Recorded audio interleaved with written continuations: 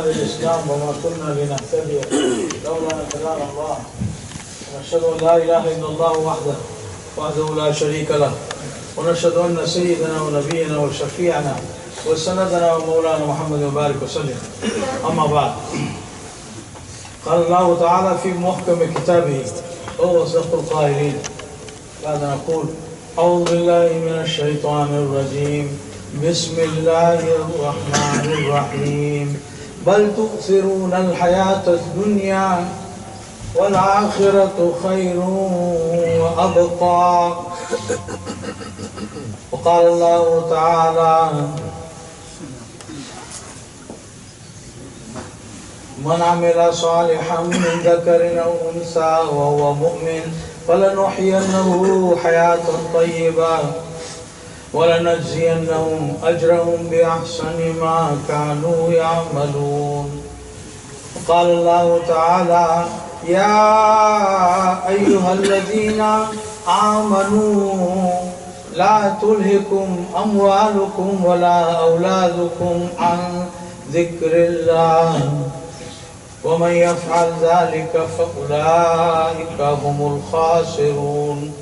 وأنفقوا مما رزقناكم من قبل أن يأتي أحدكم الموت فيقول ربي لولا أخرتني إلى أجل قريب فأصدق وأكن من الصالحين ولن يؤخر الله نفسا إذا جاء أجلها والله خبير بما تعملون.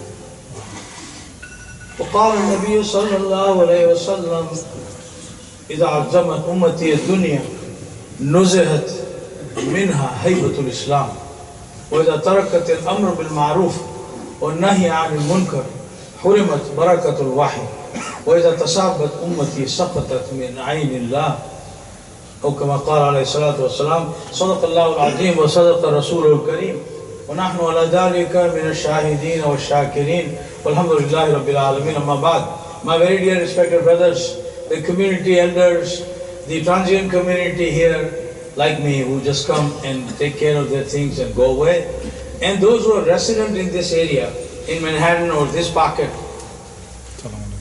all of us, the day of JUMAH is a great blessing of Allah subhanahu wa ta'ala. The day of JUMAH is a necessary spiritual boost in the life of a mu'min, a Muslim, a believer, who without the tajdeed of the iman, without renewing the iman, without gassing up the tank, cannot go on. And every day, depending on what we do, our amal, depending on what we do, our attachment, our connection, the nur of this iman that is resident in us is either gets better, goes up, become closer to Allah subhanahu wa ta'ala, or Allah forbid, la samallah, if our amal are such that put us to shame, that displease Allah, then this light goes down, then the nur goes down. So in that regard, any day that we did not learn something of the deen, we did not advance in our spiritual pursuits, in effect we fell behind. In effect it's a loss. May Allah save us from the loss. These few minutes that we have in this hurried time frame today, I feel rushed also, but you smart people, in few words we can all learn from and go on surviving with a strong iman until next Jummah comes in our life. The day of Jummah is a great barakat from Allah subhanahu wa ta'ala. Allah subhanahu wa ta'ala revealed in the Quran that, O you men and women of iman, O you the amanu, it addresses generally all men and women of iman. Allah says, don't your pursuit of the wealth and betterment of the children's future, awlad, do not let that throw you off from your duty to Allah subhanahu wa ta'ala. Don't let that distract you, brother, please. Don't let that distract you. Because many of us say this, I heard many people saying this, brother, with a lot of difficulty I came to America, all I want is good future for my children. If you did not hear In as many words, by the actions, people say the same thing. All I want to do is leave behind a nice property, good bank account, a few cars, and hopefully good education for my children. I'm successful. No, that would be a big mistake. We want to do all that for our family without sacrificing our own akhirat, without sacrificing our own real destiny, our goal. Allah says, oh you men and women of Iman, don't let the pursuit of your wealth and the good future of your children, don't let that throw you off from your wanting to be in touch with Allah subhanahu wa ta'ala. The deen, the touch with Allah is the deen of Allah. If the deen in our life gets sacrificed in the process of doing something good for the family, that's a very bad bargain. That's a وَمَنْ يَفْعَلْ ذَلِكَ فَأُولَٰئِكَ هُمُ الْخَاسِرُونَ. It's a bad bargain. So how does that happen? Well, it happens like this. When we come, we enter our first residence, apartment or little house. Don't let the real estate people tell you that this is a starter house, and then this is the next house to the starter house, and then this is a trap, unending trap. Maybe with all that we have to say, this crying argument, we can justify a roof over our head and a few good clothing and average or above average food. And then we better not fall into that trap again, because what the dunya does is this, that you got into this residence and then you put a carpet, now bring the furniture, the matches, the wall paints, the drapes, the window trimming. And then by the time you're done with this, it's time for another carpet and new furniture and the new pots and new utensils, and this cycle does not end. This is how Allah subhanahu wa ta'ala sent us a Nabi who warned us not to waste the time. In Medina, Rasulullah sallallahu alaihi wasallam is walking and he saw somebody put the second story on the ranch, on the ground and floor. And Rasulullah sallallahu alaihi wasallam just looked at him and his face showed discomfort. The feeling of discomfort on his face came to the knowledge of the owner of the property. He didn't wait for Rasulullah sallallahu alaihi wasallam to tell him that, by the way, I searched the record, I found out you are the owner of record and this is the violation. No. They understood the mind and heart of Rasulullah. When the owner of the property found out that Rasulullah sallallahu alaihi wasallam had discomfort on his face looking at it, he demolished it. Why? Because Rasulullah sallallahu alaihi wasallam, as a Nabi, as the best teacher the humanity ever saw or will see up to Qiyamah, came to teach the humanity priorities. Sure, you should have something. You shouldn't have put your family out in the street. You should not prepare them to beg. But there's a limit to what you want. You should stop. Rasulullah sallallahu alaihi wasallam's hallmark of Rasulullah sallallahu alaihi wasallam's life is the simplicity. Is the basata. Is the simplicity, the bare minimum on which he survived, so that we can concentrate on where we are going. So that the dunya does not become the driving force. That's why Rasulullah sallallahu alaihi wasallam warned his followers, you and me, and anybody who want to learn from his model lifestyle. He said, "Is azamat ummati ad-dunya." When all this part of what we call dunya, if that becomes a driving force in our inside, if the azmat and the requirement, the value of these things sink in our heart, which drives our program every day, in and out, our thoughts, our work, our thinking, our planning, and our mashwaras, where we talk with our wife with only the other carpet and the furniture. Instead of talking about what is the wife's right on me, that I should tell her about the azmat of Allah. That I should tell her that you got to die and go in your own grave separately, my dear. And I got to go in my grave separately.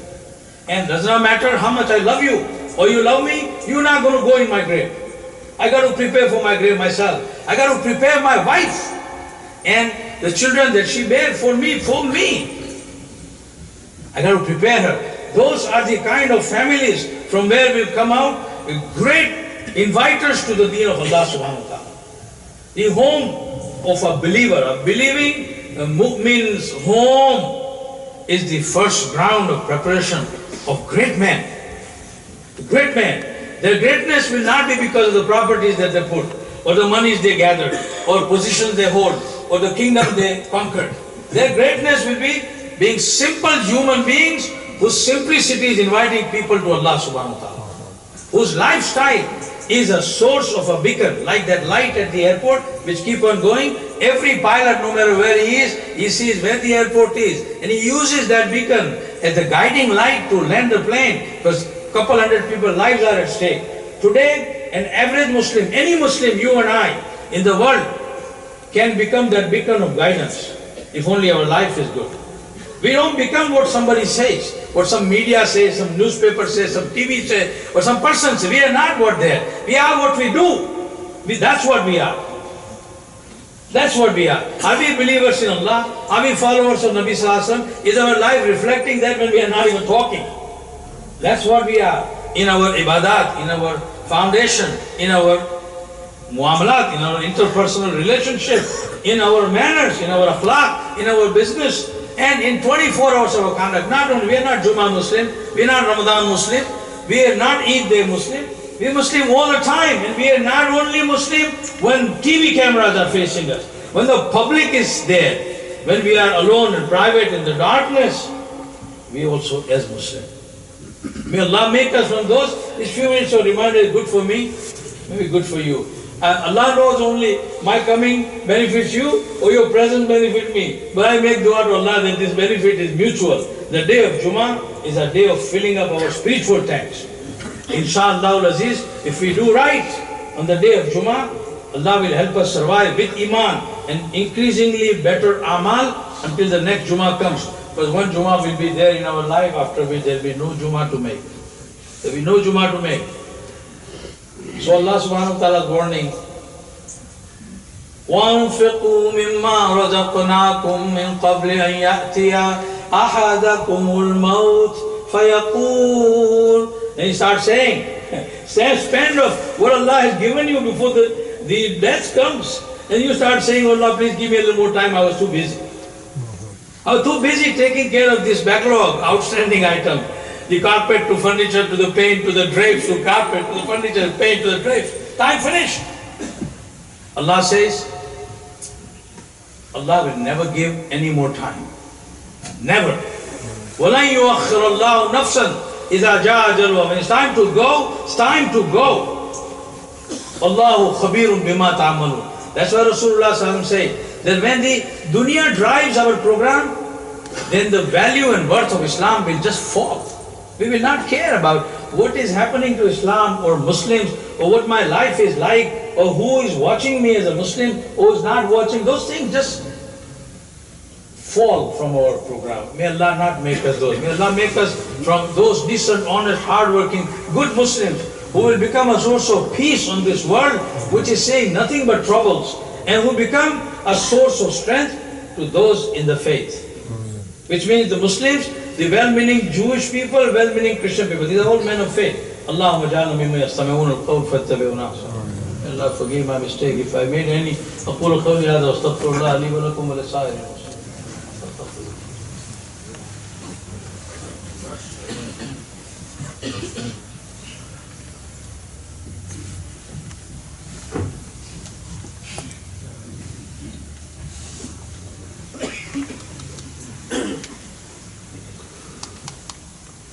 Allahu Akbar,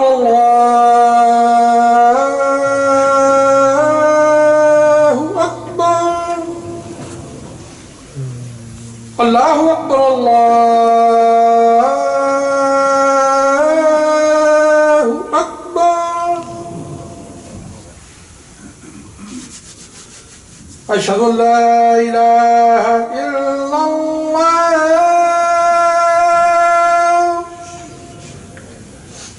أشهد أن لا إله إلا الله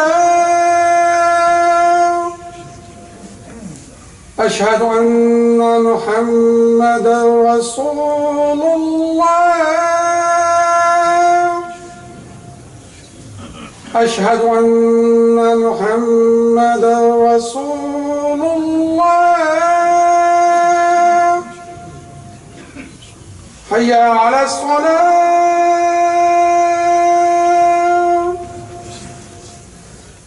حي على الصلاة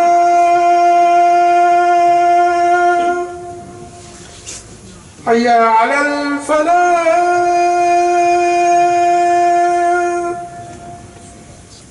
حي على الفلاح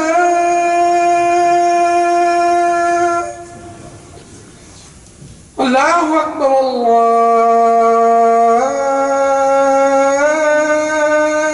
أكبر لا إله إلا الله. الحمد لله الحمد لله وحده والصلاة والسلام على من لا نبي بعده أما بعد قال الله تعالى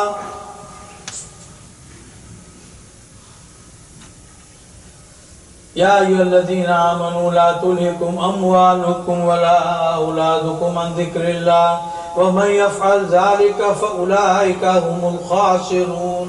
وقال النبي صلى الله عليه وسلم إذا عظمت أمتي الدنيا نزعت منها هيبة الإسلام إلى آخر أو كما قال عليه الصلاة والسلام أشهد أن لا إله إلا الله وأشهد أن محمد رسول الله. اللهم اجعلنا ممن يستمعون القول فيتبعون أحسنه. استغفر الله لي ولكم ولسائر المسلمين فاستغفروا إنه هو الغفور الرحيم.